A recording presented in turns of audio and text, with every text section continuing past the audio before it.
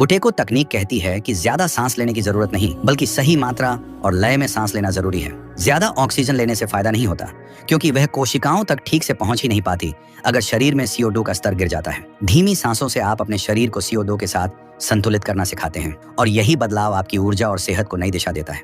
फिर आता है प्राणायाम, भारत की हजारों साल पुरानी धरोहर।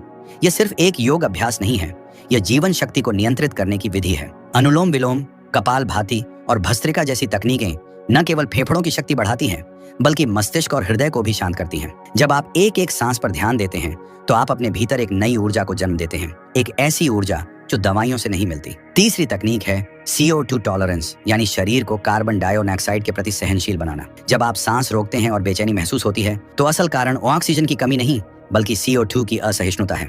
बॉक्स ब्रीदिंग और ब्रेथ होल्डिंग जैसी तकनीकों से आप इस सहनशीलता को बढ़ा सकते हैं, जिससे आपकी मानसिक ताकत और आत्मनियंत्रण भी बढ़ता है। सांस की लयबद्धता का एक और अद्भुत पहलू है रेजोनेंट ब्रीदिंग। प्रति मिनट 5 से 6 बार सांस लेना, हर इनहेल और एक्सहेल लगभग 5.5 सेकंड का होना, यह आपकी वेगस नर्व को सक्रिय करता है, जिससे आपका दिल, दिमाग और पाचन तंत्र शांत और स्थिर हो जाते हैं। जेम्स बताते हैं कि सोते समय मुंह से सांस लेना सबसे बड़ी गड़बड़ी है। यह सिर्फ खर्राटों की वजह नहीं बनता, बल्कि स्लीप एपनिया, नींद का टूटना, थकान और ब्लड प्रेशर जैसी समस्याएं भी इसकी वजह से होती हैं। इसका हल उन्होंने माउथ टेपिंग में पाया, यानी सोते वक्त मुंह पर हल्का टेप लगाकर नाक से सांस लेना सुनिश्चित करना। थोड़ी अजीब बात लग सकती है, लेकिन यह तकनीक कई लोगों के लिए नींद का जीवन भर का इलाज बन चुकी है।